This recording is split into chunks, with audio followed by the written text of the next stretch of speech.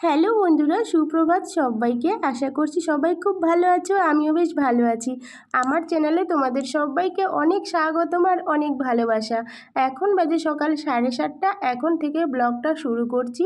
আশা করছি ব্লগটা তোমাদের খুব ভালো লাগবে। তো সকালবেলা এই যে মাম্মামকে ঘুম থেকে উঠিয়ে নিলাম। মাম্মামের আছে স্কুল, তো সকালে এই যে মাম্মামকে স্কুলে পাঠাতে হবে, তাই সকালে খুব তাড়াহুড়া।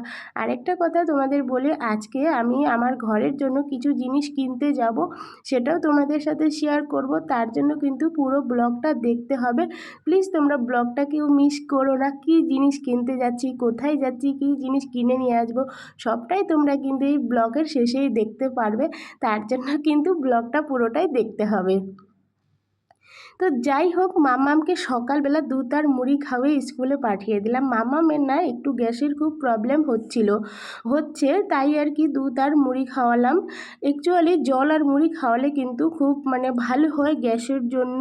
তো কি করব বলো, স্কুলে পাঠাবো, ওই জল মুড়ি খেয়ে স্কুলে পাঠাতে কিন্তু একদমই ইচ্ছে করে না। তো তাই আর কি দুধ আর মুড়ি খেয়ে স্কুলে পাঠালাম। তো মাম্মাম চলে গেল স্কুলে, ব্যাস একটু হলেও শান্তি আর কি, যে স্কুলে গেল এইটুকু টাইমটা কিন্তু নিশ্চিন্তে থাকতে পারি। আর বাড়িতে থাকলে এই যে কি করছে, এই কি জিনিস ফেলছে, কি জিনিস ধরছে, এরকম একটা টেনশন কিন্তু কাজ করেই থাকে। স্কুলে গেলে কি হয় বলো তো, ওই সময়টা একদম নিশ্চিন্তে থাকা যায়, যে না এটার কোনো চিন্তা নেই যে এইটা ধরবে সেটা ধরবে সেটা ফেলবে, এই চিন্তাটা কিন্তু থাকে না এইটুকু সময়, যেটুকু সময় আর কি স্কুলে থাকে।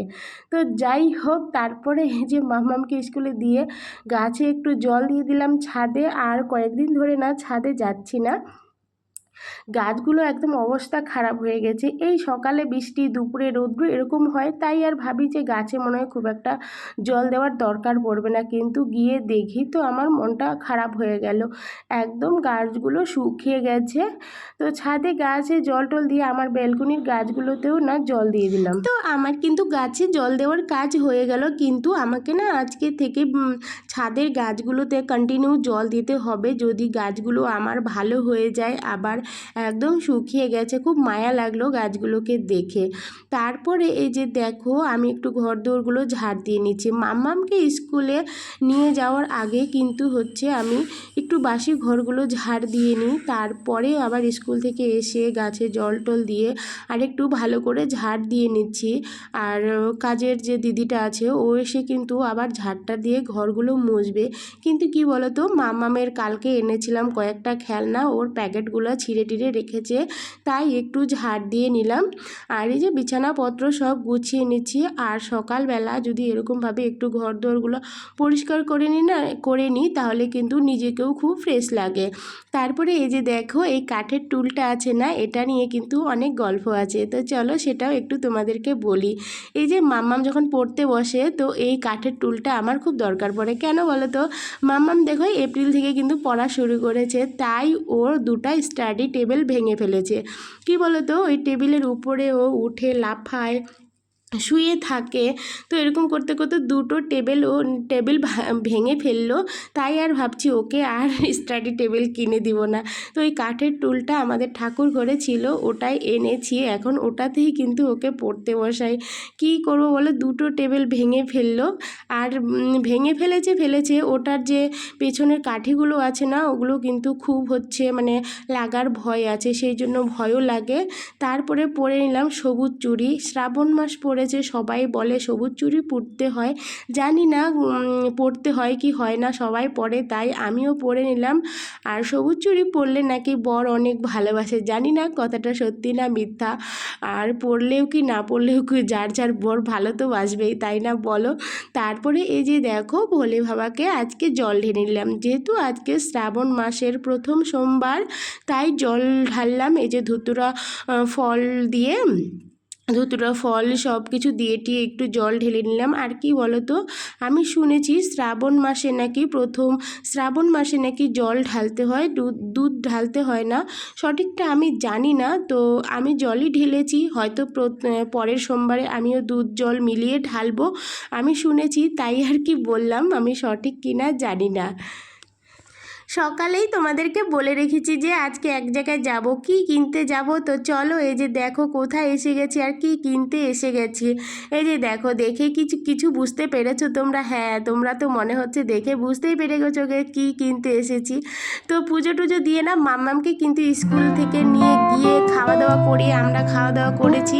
এখন হচ্ছে মাম্মাম ওর ঠাম্মির কাছে ঘুমাচ্ছে, আমি আর আমার বর চলে এসেছি সোফা কিনতে, আমার ঘরের জন্য সোফা কিনতে এসে গেছি। আর এই যে দেখো, এখানে অনেকগুলো সোফা, কোনটা ছেড়ে কোনটা নেব বুঝতে পারছি না, এত এখানে এসে সোফা দেখে আমার মাথা ঘুরে গেছে, এত দামি দামি সোফা, কোনটা ছেড়ে কোনটা নেব।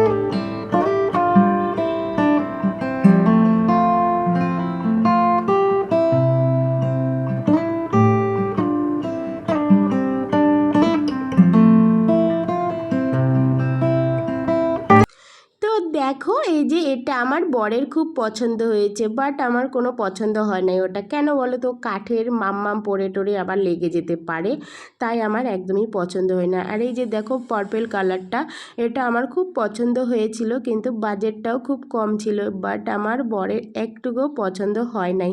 তারপরে এই যে ফাইনাল আমরা কোনটা নিয়েছি তোমাদেরকে বলি, আর আমার বরের ওটা পছন্দ হয়েছে, তাই আর কি ওটা, ওই যে দেখতে পাচ্ছ লাস্টে, ওটা পিঙ্ক কালার না কি কালার আমি বুঝতে পারছি না, বাড়িতে গিয়ে তোমাদেরকে দেখাবো।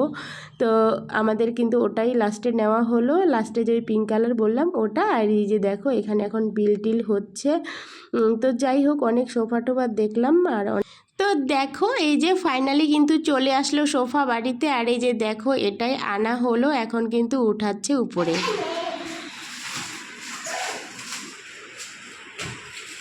তো দেখো, এই যে এই সোফাটাই আনা হলো, তোমাদের কার কার ভালো লেগেছে অবশ্যই কিন্তু কমেন্ট বক্সে কমেন্ট করে জানাবে কেমন হয়েছে সোফাটা। আমার বরের তো খুব পছন্দের, আমারও ভালো লেগেছে, কিন্তু ওটা আমার কালারটা খুব ভালো লেগেছিল, যেহেতু পার্পল কালার ছিল। আর কি বলো তো, আমাদের ঘরে সোফা ছিল না, সেটাও তোমাদেরকে বলি, আমরা তো নিচেই থাকতাম, উপরে কিছুদিন হলো শিফট করেছি, তাই আর কি আমাদের উপরে সোফা ছিল না। ভেবেছিলাম আমরা একবারে এই যে কর্নার সোফাগুলো হয় সেগুলো বানাবো একবারে। তো কি বলো তো, ঘরে অনেক কাজ আছে, যেরকম ফলস সিলিং লাগানো বাকি আছে, যখন ওগুলো লাগানো হবে তখন একবারে কর্নার সোফাগুলো বানানো হবে আর কি। এখন আপাতত এগুলো আর কি আনা হলো কাজ চালানোর জন্য, কেননা জায়গাটা অনেকটা ফাঁকা ফাঁকা দেখা যায়, তো ভালো লাগে না, সেই জন্য আর কি এই সোফাগুলো কিনে নিয়ে আসা হলো। তো কেমন হয়েছে বলো। তো এখানে যেরকম আপাতত এইভাবে রাখা হয়েছে, পরে আবার ঠিকঠাক করা যাবে যে কোনটা কোন দিকে রাখলে ভালো হয়, এখন আপাতত আর কি রাখা আছে।